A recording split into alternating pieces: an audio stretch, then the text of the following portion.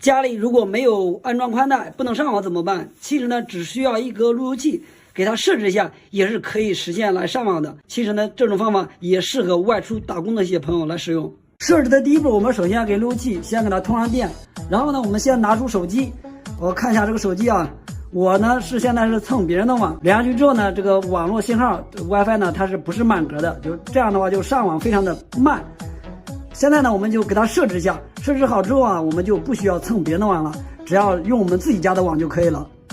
我们先打开手机的设置，然后再打开 WiFi 这里，这个连接着网络后面有一个感叹号，我们把它给点开，这儿有个 WiFi 二维码，把这二维码我们给它点出来，然后我们拿出另外一个手机，打开手机的微信，点开扫一扫，我们把这个二维码给它扫上，我们看一下。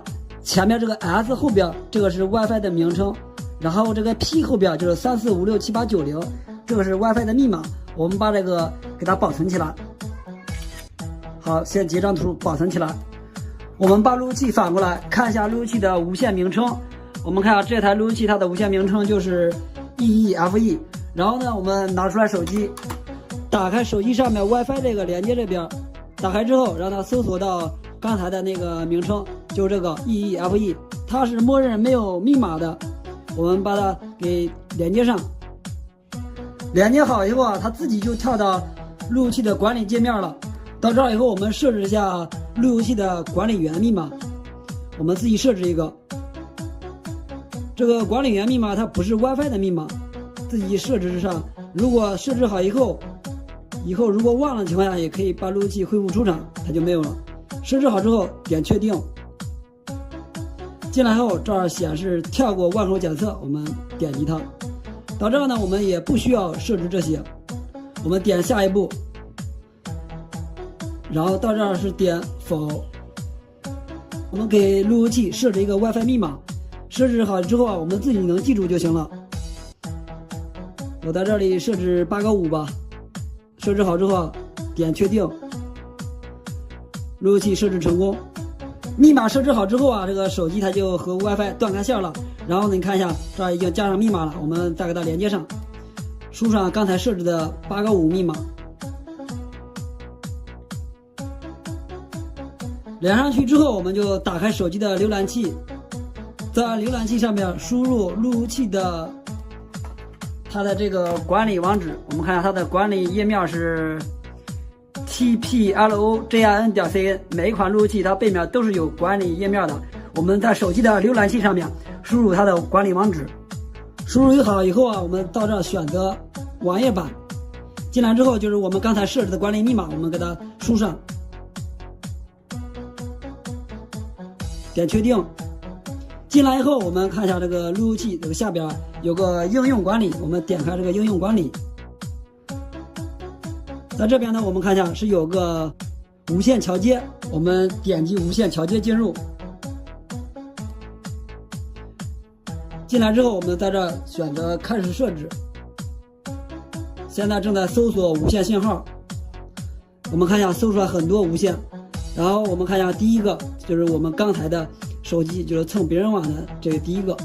然后呢，到这边是显示它的加密形式、信号强度。它这个信号还是比较强的，我们在这个选择这边前边圈这儿画个对勾，画好之后啊，我们在这儿输入刚才手机上的密码。我们看一下这个 P 后边它就是密码，密码是34567890，我们在这儿输入34567890，输好之后我们点下一步，正在连接。设置好以后啊，我们在这儿选择下一步。然后到这儿点完成，路由器就设置好了。我们先让它保存一下，正在保存设置。无线名称就是前面这个名称，然后无线密码就是34567890。它的无线名称和密码就是我们现在这个新路由器的无线名称和密码。设置好以后啊，你看一下我们这个 WiFi 名称就变了，然后这个信号也变得非常强了，是满格信号。我们给它连接上，输入刚才的密码34567890，加入。这样了，我们看一下这 WiFi 信号是满格，是比较强的。我们先刷个抖音来测试一下。看这网速还是挺不错的，非常的流畅。把烟盒里面这个纸撕下来，贴在遥控器上，非常好用。无论是家里的空调遥控器，还是电视机遥控器，再或者是电视盒的遥控器，用了时间长了以后呢，它都会出现一个通病，就是当按某个按键的时候，它不能使用。遇到这种情况呢，很多人都是选择直接买个新遥控器，但是呢没有必要。其实呢，我们只需要把这个烟盒纸给它贴上就能修好它，而且修好之后呢，用的效果和新遥控器是一样的，都非常的好用。首先呢，先找到遥控器上哪一个按键是0，看按其他的按键上面的指示灯是亮的。当按这个按键的时候，上面灯不亮，说明是这个按键有问题。那么首先第一步呢，先把它给拆开，看一下遥控器后面有没有螺丝。像这种没有螺丝的呢，直接就是找个撬棒，把这个壳给它撬开就可以了。这种遥控器呢，它的周围用的都是卡扣，撬开这一圈之后，就可以把这个遥控器给它打开。打开之后呢，我们可以看到遥控器它有2种，一种呢是上面是带这种金属弹片的，另外一种呢是没有这种金属弹片的。它们2个的处理方法都是差不多的。先分享一下这种，然后呢再分享一下带这种金属弹片的。首先呢，需要找一块橡皮，然后给这块板上面这些黑色的东西给它都清理一下，因为时间长了以后啊，这些黑的东西上面会出现有灰尘，有灰尘之后就会出现某个按键是0，不能用。把这些都给它擦一下，擦完了之后，然后呢再把这个按键板给它清理一下。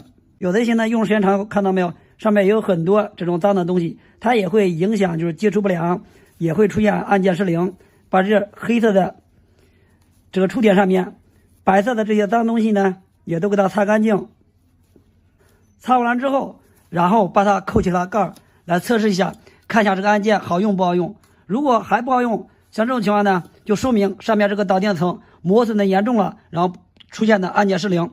像这种情况呢，就需要用到一支铅笔，然后在这个黑的上面给它涂一层。铅笔它是可以导电的，涂在这个上面呢，就可以让这个按键非常的灵敏，轻轻一点它就能使用。涂完之后，然后把它再安装起来，这个遥控器按键是0呢就可以解决。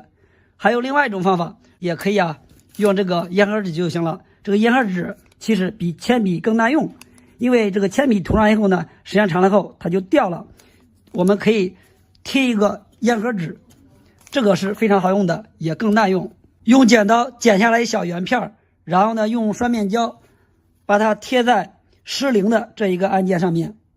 因为这个烟盒纸它也是锡箔纸，这里面有一层锡箔纸，它是可以导电的。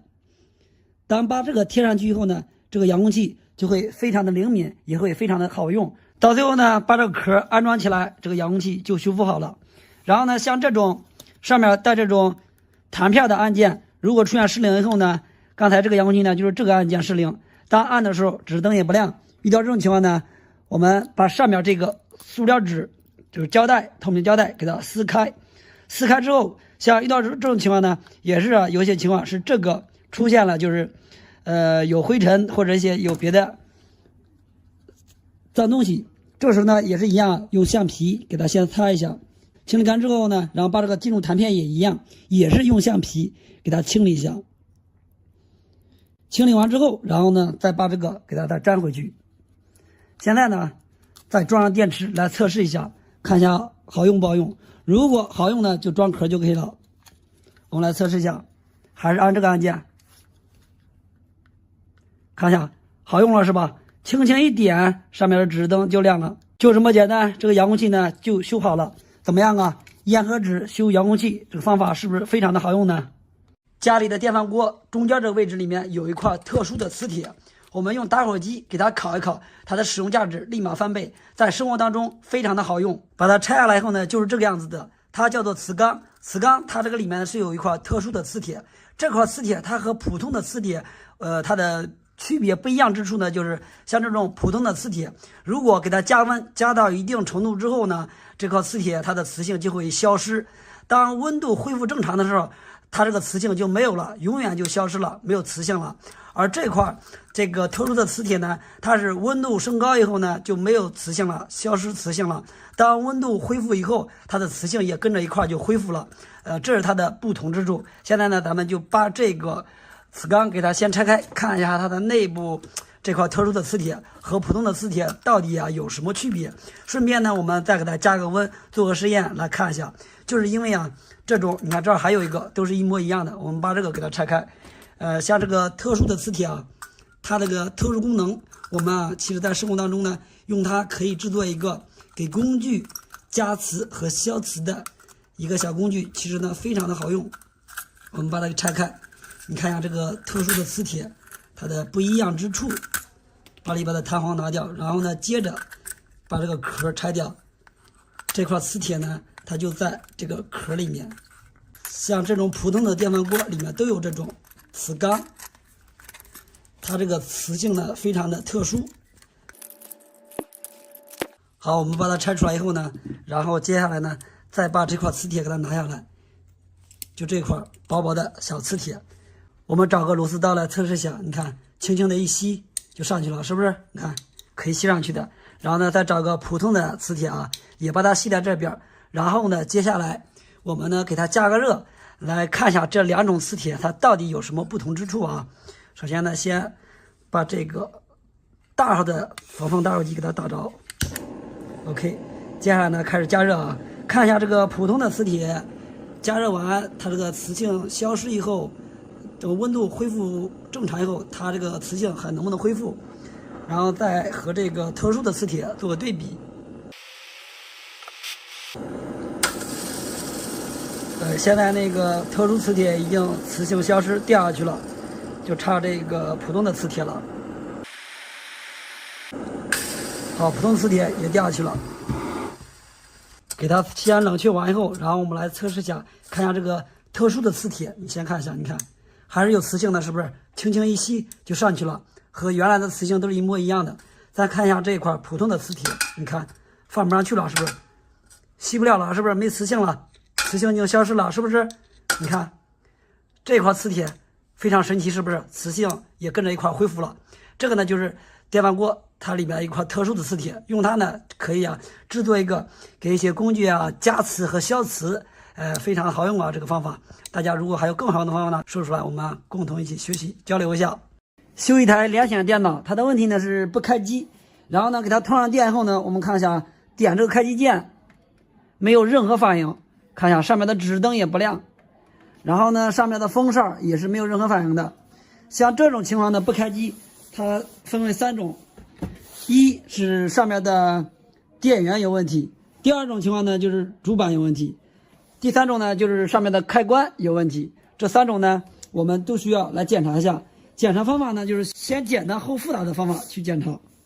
这个铁盒子呢就是电脑的电源，我们先检查一下它，看它有没有问题。首先呢在主板上面这个电源插头我们给它拔下来，然后呢我们仔细看一下上面这个插头，这几条线里面只有一条是绿色的线，然后呢我们就需要呢给它短接一下这条绿色的线，就是随意就是找一条黑色的线和这条绿色的线给它短接一下，然后来测试一下，看一下这个电源坏不坏，用这个方法来判断电源好坏是最简单的，也不需要用腕表。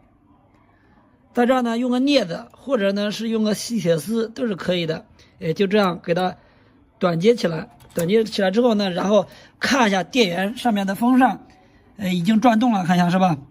风扇呢是在启动的状态，风扇转呢就说明这个电源它没有坏。接下来呢把这个插头再给它插到主板上去。下一步呢检查一下这个开关，看它坏不坏。其实呢开关坏了以后也会出现这个开机没有任何反应。像品牌机它的开关呢和组装的电脑开关都是不一样的。如果是组装电脑的开关呢，就不需要拆开关来检查，只需要呢就在主板的插头这儿找到 PWR 的2条线就可以检测开关的好坏。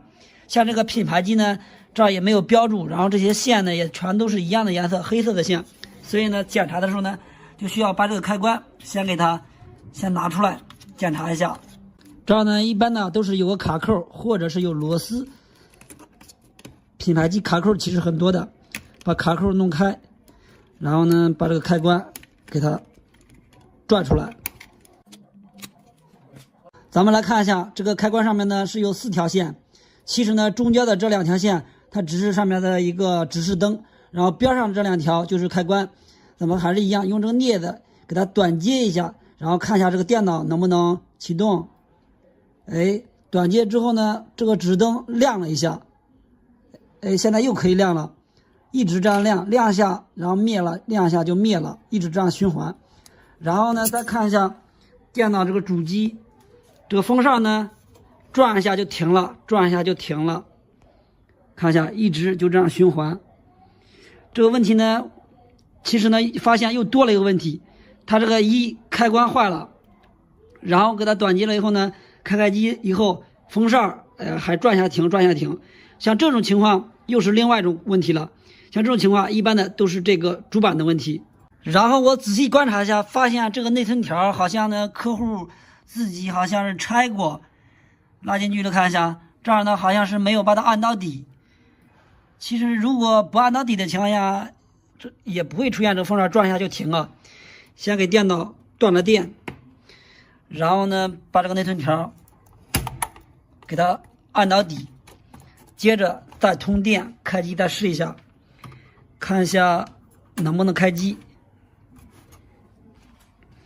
还是一样啊，先用镊子给它短接一下。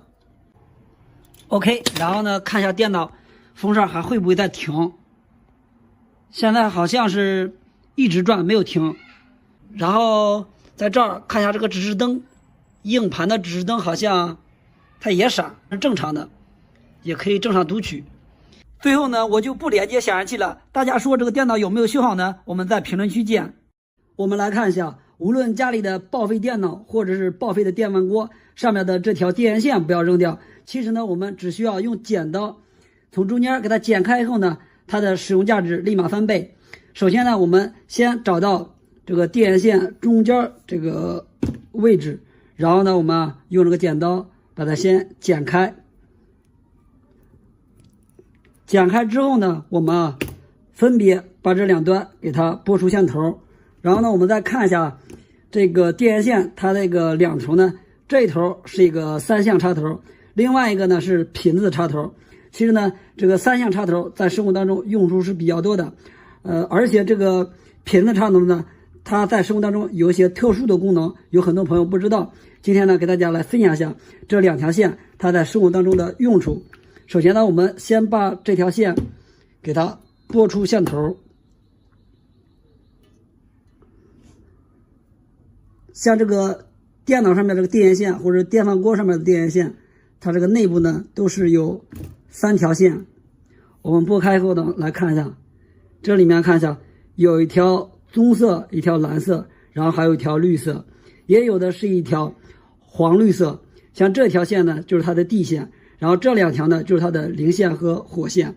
然后呢，我们分别给它拨出线头，3条线一样都给它拨出来。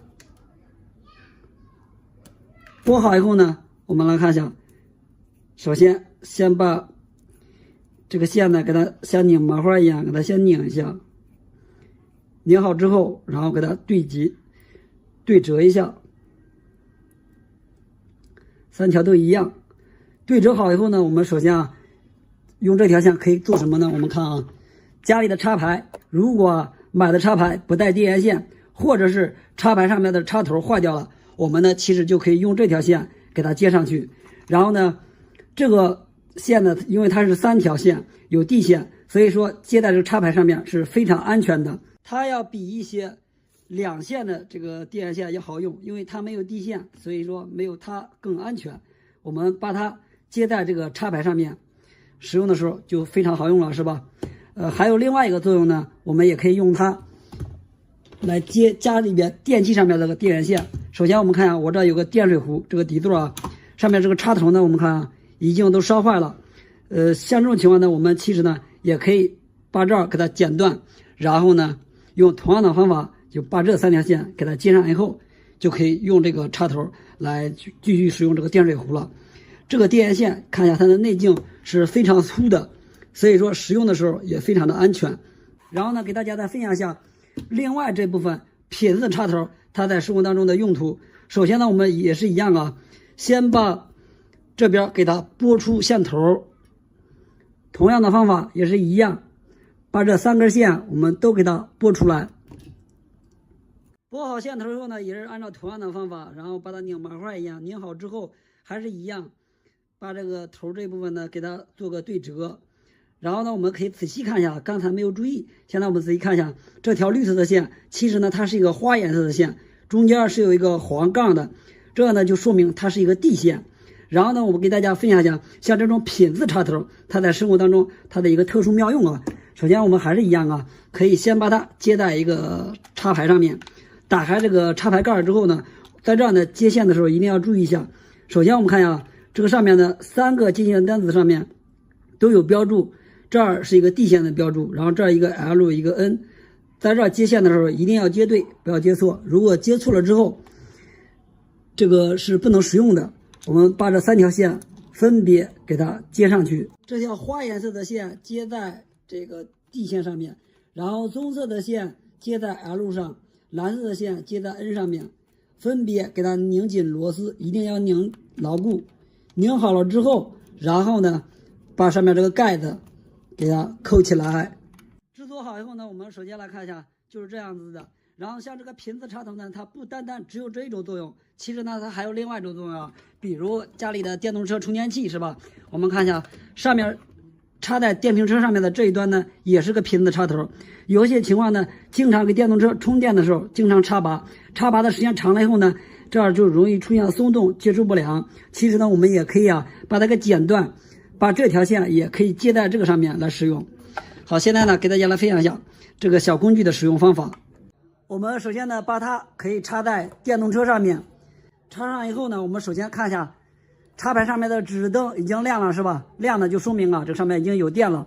我们用它可以给电动工具供电，比如这些手电钻都是可以的。我们首先把这个电源插头给它插上，然后来测试一下，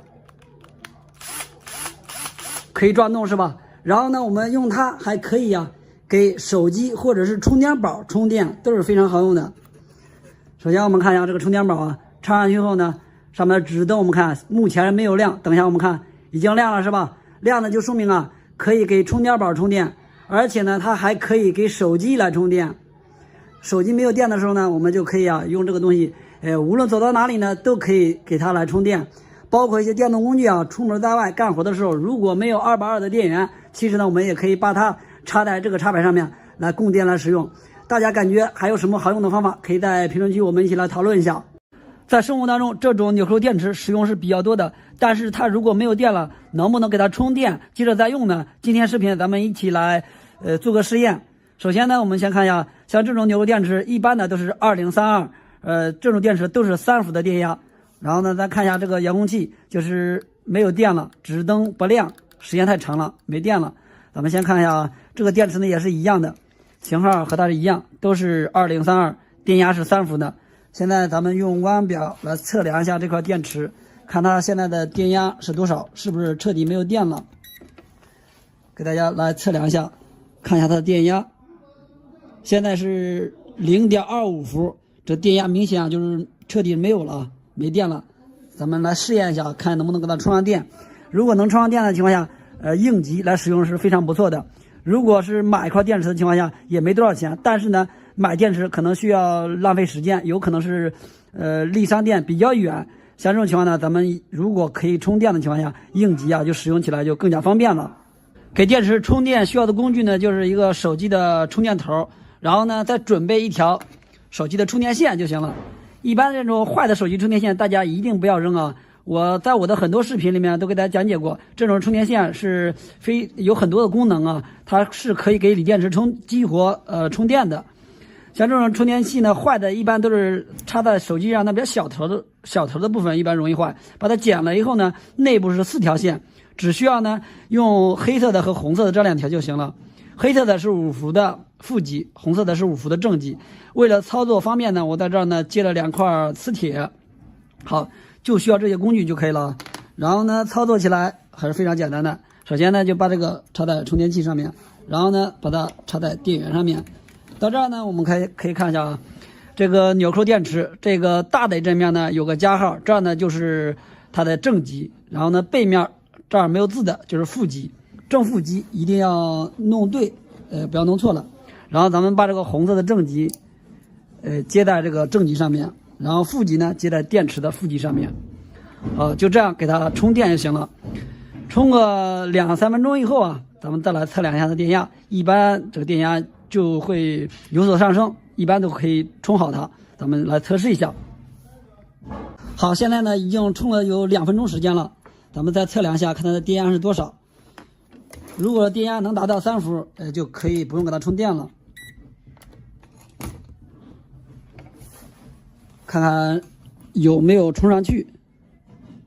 现在你看到没有？电压已经3伏了，现在是2.99。正常这个3伏的这个电池呢，给它充满电以后呢，它可以达到3.3伏。现在呢，咱们就还是一样啊，还是老方法，给它接着再稍微充一会儿，再充个1分钟。大概呢就是没有电以后呢，给它充个3分钟，一般呢都能充到3.3伏，就能把它给充满。咱们接着再来充1分钟，然后呢再来测试一下。好，现在呢我好像充的时间过长了，又充了有2分钟了，好像这个时间，咱们来测量一下，看一下它充满了没有。如果充满了以后呢，咱们就装到上面来测试一下，看一下这个能不能用。现在我靠，这个电压有点太高了是吧？3.7了都。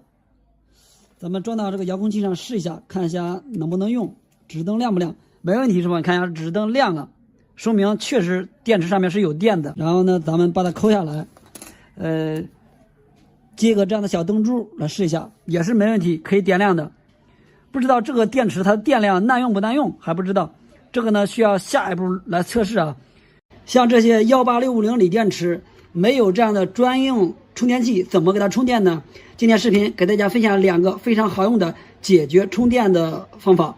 首先呢，我们看一下啊，手机上的充电头大家都有是吧？用它就可以解决给18650锂电池充电。然后呢，像这些手机上拆下来的这些旧电池也可以用它来给它充电。但是呢，如果直接用它来充是充不了的，因为啊，这个手机充电头它的输出电压是5伏，而这些电池呢，它的最高耐压值一般啊都是4.3伏或者是4.4伏。我们先看一下这块电池，看到没有？上面明确标注充电限制电压在4.35伏，而这个呢是4.4伏，所以说是不能直接充的。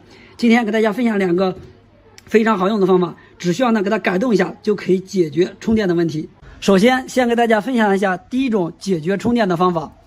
我们先找2条线，然后呢都是接2个夹子，接上夹子以后呢，等会儿我们充电的时候就会更加的方便。然后分别在这2条线上面接一块磁铁，接磁铁的作用呢也是为了充电的时候更加好操作。2条线上面各自接一块磁铁，接好以后把上面这个螺丝拧紧，然后我们把这条红色的线把它吸在电池的正极上面，这条黑色的线吸在电池的负极上面，就这样就制作好了。我们用这2端就可以给它充电。家里面有这种老式的万能充的朋友们，70后、80后对这个东西非常的熟悉是吧？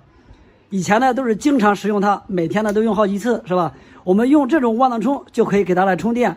我们看一下这个万能充，它的输出电压在4.2伏，所以呢用它给18650锂电池充电还是非常好用的。